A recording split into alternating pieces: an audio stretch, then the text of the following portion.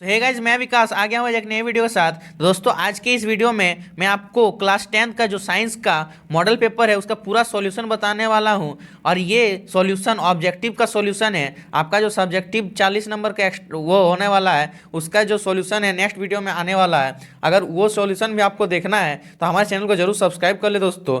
दोस्तों चलिए बिना किसी देरी के इस वीडियो को शुरू करते हैं। तो दोस्तों, फर्स्ट क्वेश्चन क्या है कि फर्स्ट क्वेश्चन बता रहा है दाढ़ी बनाने में किस प्रकार के दर्पण का उपयोग किया जाता है। तो दाढ़ी बनाने के लिए हमें समतल दर्पण का उपयोग किया जाता है। अब दोस्तों, आप 2 नंबर क्वेश्चन में आ जाते हैं। तो 2 नंबर क्वेश्चन का आंसर क्या होगा? गोली दर्पण में फोकस दूरी एवं वक्रता त्रिज्या के बीच संबंध को दर्शाइए। तो इसका आंसर क्या होगा दोस्तों? F=R/2। इसका आंसर बी होगा। ठीक दोस्तों, अब 3 नंबर क्वेश्चन में आ जाते हैं।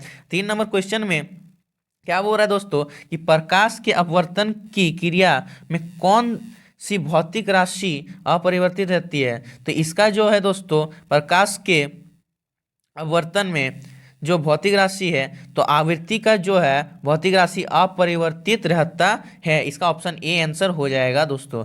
अब 4 नंबर क्वेश्चन आ जाते हैं। 4 नंबर क्वेश्चन में क्या है?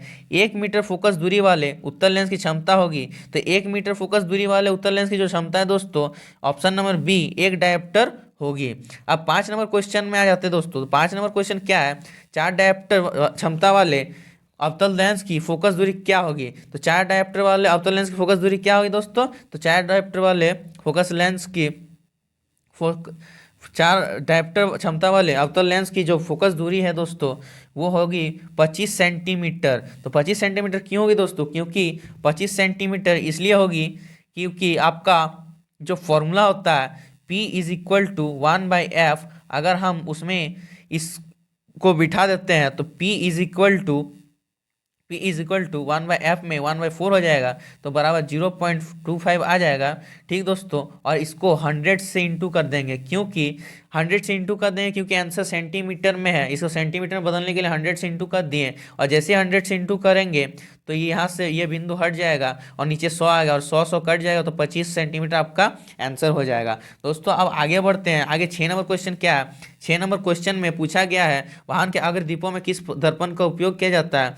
तो वाहन के जो अग्रदीपों में है दोस्तों, अवतल दर्पण का उपयोग किया जाता है दोस्तों। तो इसका ऑप्शन ए आंसर हो जाएगा। क्वेश्चन नंबर 7 में आते हैं। तो क्वेश्चन नंबर 7 का आंसर क्या होगा दोस्तों? मानव नेत्र की जिस भाग पर किसी वस्तु का प्रतिबिंब बनता है वह है दोस्तों डी। ऑप्शन नंबर डी इसका सही आंसर हो जाएगा दोस्तों।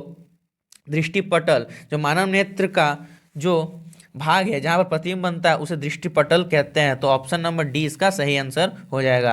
अब आगे 8 नंबर में क्या दिया हुआ है दोस्तों? 8 नंबर में दिया हुआ है सामान्य नेत्र का जो दूर बिंदु होता है, तो दूर बिंदु सामान्य नेत्र कितना होता है? अनंत होता है दोस्तों। और जो निकट बिंदु होता है वो कितना होता है? 25 सेंटीमीटर होता है दोस्तों। अब आगे क्या है? आगे दोस्तों 9 नंबर क्वेश्चन में नेत्र में जाने वाली प्रकाश की मात्रा का नियंत्रण कौन करता है। जो नेत्र में प्रकाश जाती है उसका जो मात्रा का नियंत्रण है, ऑप्शन नंबर डी इसका आंसर होगा सही। पुतली करता है उसका नियंत्रण। अब जो क्वेश्चन नंबर 10 में आ जाते हैं। तो क्वेश्चन नंबर 10 का जो है क्वेश्चन, मानव नेत्र में प्रतिबिंब की प्रकृति क्या होती है। जो मानव नेत्र है, प्रतिबिंब की प्रकृति दोस्तों उल्टा एवं वास्तविक होता है। ये हमेशा होता है मानव नेत्र में। ठीक, उल्टा एवं वास्तविक प्रतिबिंब बनता है दोस्तों। तो इसका ऑप्शन डी आंसर हो जाएगा। अब 11 नंबर क्वेश्चन में आते हैं। 11 नंबर क्वेश्चन में क्या पूछा गया है दोस्तों? 1 किलोवाट निम्न में से किस की इकाई है। तो 1 किलोवाट जो है दोस्तों ऊर्जा की इकाई है। तो इसका ऑप्शन बी आंसर हो जाएगा सही। अब 12 नंबर क्वेश्चन क्या है दोस्तों? 12 नंबर क्वेश्चन पूछा गया है कूलम किसका ऐसा मात्रक है। तो दोस्तों आप सभी को पता ही होगा कि कूलम जो है विद्युत आवेश है। ठीक दोस्तों, विद्युत आवेश। तो इसका ऑप्शन नंबर ए विद्युत आवेश इसका सही आंसर हो जाएगा। अब क्वेश्चन नंबर 13 में आते हैं। तो 13 नंबर क्वेश्चन क्या पूछ रहा है कि विद्युत मोटर एक युक्ति है जो परिवर्तित करती है। तो दोस्तों ये किसको परिवर्तित करती है?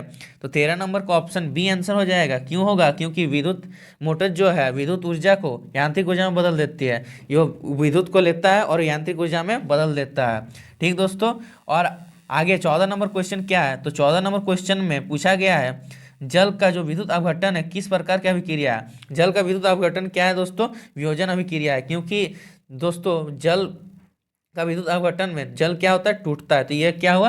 वियोजन अभिक्रिया हुआ। अब 15 नंबर क्वेश्चन क्या है दोस्तों? 15 नंबर क्वेश्चन है Cu+H2 गिव्स आउट, ये जो एरो आपको दिख रहा है दोस्तों, ये गिव्स आउट इसे कहते हैं। Cu+H2O दिए हुए अभिक्रिया में किस प्रकार का उपचयन हो रहा है, मतलब ऑक्सीजन जो है जुड़ रहा है, ठीक, उपचयन हो रहा है, तो किससे, किस पदार्थ का उपचयन हो रहा है, तो दोस्तों ऑक्सीजन क्या है, हाइड्रोजन में जाके जुड़ रहा है, तो हाइड्रोजन का उपचयन हो रहा है क्योंकि ऑक्सीजन हाइड्रोजन से जुड़ रहा है। अब आगे क्या है दोस्तों, आगे 16 नंबर क्वेश्चन में है, दिए गए चित्र में किस प्रकार की अभिक्रिया हो रही है, तो दोस्तों आपको यहाँ पर दिख रहा होगा, यहाँ पर कॉपर सल्फेट दिया हुआ है और यहाँ पर लोहे की कील दिया हुआ है।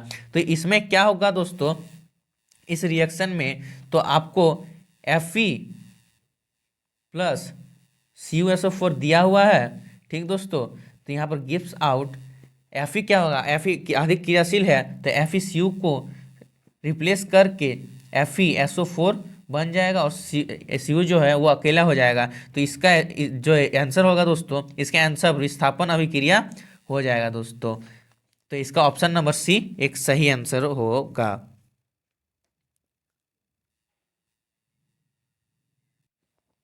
अब 17 नंबर क्वेश्चन में आ जाते हैं दोस्तों। तो 17 नंबर क्वेश्चन में निम्नलिखित में कौन प्राकृतिक सूचक का उदाहरण है, तो निम्नलिखित में जो है दोस्तों प्राकृतिक सूचक का जो उदाहरण है कौन सा है, ए मिथाइल ऑरेंज, बी फिनोप्थेरिन। तो दोस्तों जो 17 नंबर का आंसर है, 17 नंबर का आंसर सी होगा। जो लिटमस पत्र होते हैं वो जो है प्राकृतिक सूचक का उदाहरण है, ठीक दोस्तों। अब 18 नंबर क्वेश्चन में आ जाते हैं। तो 18 नंबर क्वेश्चन में हमें क्या पूछा गया है, किस विलियन ना का पीएच मान 10 है, वह निम्नलिखित में से क्या होगा। जो किसी विलियन का जो है पीएच मान 10 है तो निम्नलिखित में से क्या होगा, तो वो दोस्तों आपका क्षार होगा, क्योंकि आपको पता ही होगा जो 1 से 7 तक रहता है उसके बीच रहता है वो अम्ल होता है, और जो 7 से 14 तक के बीच होते हैं वो क्षार होते हैं। क्षार मतलब कड़वा, ठीक दोस्तों।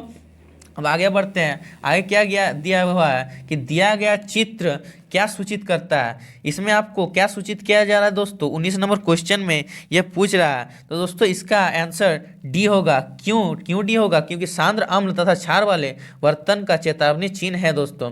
देख रहे हैं कि अम्ल जो है गिर रहा है बर्तन से और ये हाथ रख दिया है बर्तन के पास और आपका जो हाथ है वो जल जा रहा है। तो दोस्तों अब आगे बढ़ते हैं। आगे क्वेश्चन 20 नंबर में क्या पूछा गया है दोस्तों, 20 नंबर क्वेश्चन में पूछा गया है इमली में कौन सा अम्ल पाया जाता है। तो 20 नंबर क्वेश्चन में इमली में जो है टार्ट्रिक अम्ल पाया जाता है। तो ऑप्शन नंबर बी, टार्ट्रिक अम्ल कहाँ पर है, तो ऑप्शन नंबर बी में है, तो ये आपका सही आंसर हो जाएगा।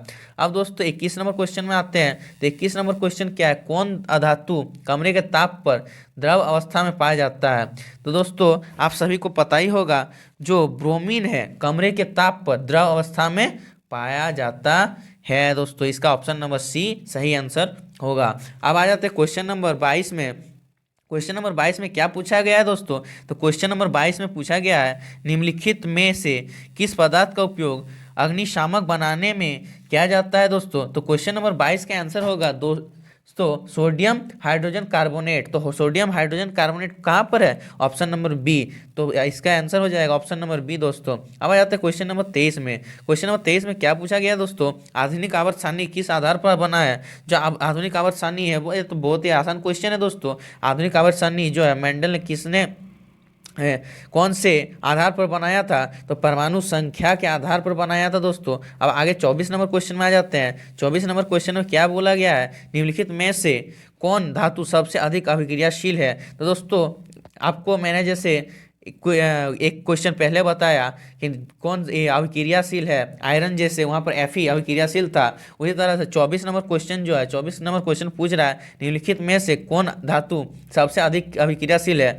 पोटेशियम, सोडियम, एल्युमिनियम और कैल्शियम। तो कौन सा है, तो पोटेशियम इसका सही आंसर होगा। क्यों आंसर सही होगा, क्योंकि दोस्तों पोटेशियम के बाद आता है सोडियम और सोडियम के बाद आता है दोस्तों मैग्नीशियम और मैग्नीशियम के बाद आता है दोस्तों एल्युमिनियम। दोस्तों ये जो अभिक्रियाशील का ये है श्रेणी, मतलब इस तरह से आगे बढ़ता है। अब आगे क्वेश्चन क्या है दोस्तों, आगे क्वेश्चन आपका 25 नंबर में क्या पूछा गया, पृथ्वी की भूपट्टी में, जो पृथ्वी की भूपट्टी है में प्राकृतिक रूप से पाए जाने वाले तत्व या यौगिक को क्या कहते हैं। जो 25 नंबर क्वेश्चन है दोस्तों, भूपट्टी में पाए जाने वाले तत्व या यौगिक को क्या कहते हैं दोस्तों, तो खनिज कहते हैं। 25 नंबर का आंसर क्या होगा दोस्तों, खनिज, बी आंसर हो जाएगा। ठीक दोस्तों, अब आगे बढ़ते हैं। आगे क्या, आगे का क्वेश्चन है दोस्तों कि प्रोपेनॉल में कौन अभिक्रियाशील समूह मौजूद है। तो दोस्तों जो 26 नंबर का आंसर होगा ऑप्शन नंबर ए होगा, प्रोपेनॉल। नॉल, अगर आपके लास्ट में नॉल लग जाता है मतलब इसका आंसर हो जाएगा दोस्तों अल्कोहल। अब 27 नंबर क्वेश्चन में आ जाते हैं। तो 27 नंबर क्वेश्चन में क्या पूछा गया है दोस्तों कि प्रकाश संश्लेषण प्रक्रिया में निम्नलिखित में क्या नहीं होता है। तो प्रकाश संश्लेषण प्रक्रिया है जो निम्नलिखित में इससे क्या नहीं होता है, जैसे जल का टूटना, ये तो दोस्तों होता है, क्योंकि बिना जल के टूटे वो कैसे होगा। तो दोस्तों 27 नंबर का आंसर जो होता है ऑप्शन नंबर सी होगा, कार्बन डाइऑक्साइड का मुक्त होना। क्या इसमें पूछा क्या गया है दोस्तों, इसको ध्यान से पढ़िए क्वेश्चन को। नहीं होता है, तो दोस्तों कार्बन डाइऑक्साइड का मुक्त नहीं होता है। मुक्त कहाँ होता है कार्बन डाइऑक्साइड, ऑक्सीजन मुक्त होता है ना, लेकिन ऑक्सीजन का मुक्त होना ये तो होता है, और कार्बन डाइऑक्साइड का उपयोग होना ये होता है, लेकिन कार्बन डाइऑक्साइड मुक्त नहीं करता है। तो दोस्तों 27 नंबर का आंसर पता चल गया। अब आते हैं 28 नंबर में। 28 नंबर में क्या पूछा गया है दोस्तों, फ्लोएम में जो खाद्य पदार्थों का परिवहन है पौधे में किस दिशा में होता है। तो दोस्तों इसका जो आंसर होगा ऊपर और नीचे दोनों की ओर से होता है, ऑप्शन नंबर सी इसका सही आंसर हो जाएगा। अब 29 नंबर क्वेश्चन में आ जाते हैं दोस्तों। 29 नंबर क्वेश्चन में क्या है, वृक्क की रचनात्मक तथा क्रियात्मक इकाई को क्या कहते हैं। जो वृक्क की रचनात्मक और क्रियात्मक इकाई को वृक्क कहते हैं दोस्तों। तो इसका ऑप्शन नंबर बी आंसर सही हो जाएगा। 29 नंबर का वृक्काणु, इसको सही से नहीं स्पेलिंग के लिखा गया है वृक्काणु, इसका आंसर वृक्काणु होगा दोस्तों। अब आ जाते हैं 30 नंबर क्वेश्चन पे। तो 30 नंबर क्वेश्चन में क्या पूछा गया है, फल को पकाने के लिए कौन सा हार्मोन उत्तरदायी है। तो दोस्तों 30 नंबर का जो आंसर होगा ऑप्शन नंबर सी होगा, एथिलीन जो है फल को पकाने के लिए हार्मोन उत्तरदायी है। अब आ जाते हैं दोस्तों 31 नंबर क्वेश्चन में। 31 नंबर क्वेश्चन में क्या पूछा गया है, एस्ट्रोजन स्रावित होता है। तो एस्ट्रोजन दोस्तों कहाँ से स्रावित होता है, तो एस्ट्रोजन ए अंडाशय के द्वारा स्रावित होता है दोस्तों। ठीक दोस्तों, अब आ जाते हैं 32 नंबर क्वेश्चन में। 32 नंबर क्वेश्चन में क्या पूछा गया दोस्तों, नर युग्मक और मादा युग्मक के संलयन को क्या कहते हैं। जो नर का युग्मक और मादा युग्मक का जब संलयन होता है तो उसे क्या कहते हैं दोस्तों, तो उसे निषेचन कहते हैं। इसका ऑप्शन बी एकदम सही आंसर होगा। अब आ जाते हैं 33 नंबर क्वेश्चन में। तो 33 नंबर क्वेश्चन में दोस्तों क्या पूछा गया है, ये जो आपको फिगर दिख रहा है दोस्तों, ये फिगर बिल्कुल ही एनसीईआरटी से उठा के छाप दिया गया हुआ है दोस्तों। तो 33 नंबर क्वेश्चन में आपको पूछा गया है दिए गए चित्र में कौन सा जनन हो रहा है। इसमें आपको आंसर देना है कि इस चित्र में कौन सा जनन हो रहा है दोस्तों। तो इसका ऑप्शन नंबर जो है आपका ए आंसर सही होगा, मुकुलन जो इसका हो रहा है, इसका जो मुकुलन हो रहा है इसका सही आंसर होगा ऑप्शन ए। अब आ जाते हैं क्वेश्चन नंबर 34 में दोस्तों। अब क्वेश्चन नंबर 34 में आ जाते हैं दोस्तों। तो 34 नंबर क्वेश्चन में क्या पूछा गया है दोस्तों, पक्षी और चमगादड़ के जो पंख है वो कैसे है। तो दोस्तों ये समरूप अंग होते हैं, ठीक दोस्तों, लेकिन यहाँ पर समरूप का ऑप्शन नहीं दिया गया है, इसीलिए आपको असंजात अंग इसमें आंसर होगा। तो इसका ऑप्शन नंबर डी सही होगा, असंजात अंग होगा इसका सही आंसर। अब आ जाते हैं 35 नंबर क्वेश्चन में। 35 नंबर क्वेश्चन क्या है दोस्तों, तो 35 नंबर क्वेश्चन पूछा गया है, मेंडल अपने प्रयोग के लिए किस पौधे को चुना। मेंडल जो है मटर के पौधे को अपने प्रयोग के लिए चुना था। अब आ जाते हैं क्वेश्चन नंबर 36 में दोस्तों। तो क्वेश्चन नंबर 36 में क्या पूछा गया है, निम्नलिखित में कौन उत्पादक है। दोस्तों निम्नलिखित में उत्पादक कौन है, तो इसमें जो आंसर होगा दोस्तों आपका 36 नंबर का घास, ऑप्शन नंबर सी होगा सही आंसर। इसमें आपका निम्नलिखित में उत्पादक घास ही है। अब आ जाते हैं दोस्तों 37 नंबर क्वेश्चन में। तो 37 नंबर क्वेश्चन में क्या लिखा हुआ, किसी आहार श्रृंखला में शाकाहारी का निर्माण होता है। तो दोस्तों इसमें जो शाकाहारी का निर्माण होता है आहार श्रृंखला में, वो जो है गाय के द्वारा, मतलब क्वेश्चन नंबर 37 का ऑप्शन ए सही होगा आंसर, क्योंकि प्रथम पोषी स्तर का जो है आहार श्रृंखला शाकाहारी होता है। जैसे कि घास आता है, घास के बाद आते हैं शाकाहारी, जो ये प्रथम होते हैं, प्रथम श्रेणी के स्तर होते हैं, और उसके बाद आते हैं मनुष्य जो कि लास्ट में आते हैं। अब दोस्तों आ जाते हैं 38 नंबर क्वेश्चन में। 38 नंबर क्वेश्चन क्या है दोस्तों, तो 38 नंबर क्वेश्चन में पूछा गया है कि ओजोन परत के अपक्षय के लिए जिम्मेदार है। तो ओजोन परत के अपक्षय के लिए दोस्तों option number B CFC gas हमेशा जिम्मेदार रहता है, ऑप्शन नंबर सी इसका ऑप्शन नंबर बी जो है सही आंसर हो जाएगा क्वेश्चन नंबर 38 का। अब आ जाते हैं 39 नंबर क्वेश्चन में। 39 नंबर क्वेश्चन का आंसर क्या होगा दोस्तों? तो निम्नलिखित में से कौन जैव मात्रा ऊर्जा स्रोत का उदाहरण नहीं है? जैव मात्रा ऊर्जा स्रोत का उदाहरण कौन सा नहीं है दोस्तों? इसका ऑप्शन नंबर सी नाभिकीय ऊर्जा, इसका ऑप्शन नंबर सी सही आंसर हो जाएगा दोस्तों। अब आगे जाते हैं अंतिम क्वेश्चन में, जो कि लास्ट क्वेश्चन है इस मॉडल सेट का। 40 नंबर, पवन ऊर्जा उत्पादन के लिए पवन की चाल न्यूनतम कितनी होनी चाहिए दोस्तों? तो 40 का ऑप्शन नंबर ए इसका सही आंसर हो जाएगा दोस्तों, 15 किलोमीटर पर आवर होना चाहिए दोस्तों। तो दोस्तों आपको ये वीडियो कैसा लगा कमेंट करके ज़रूर बताएं, और इसी तरह के सॉल्यूशंस पाने के लिए हमारे इस चैनल को सब्सक्राइब कर ले दोस्तों। थैंक यू दोस्तों।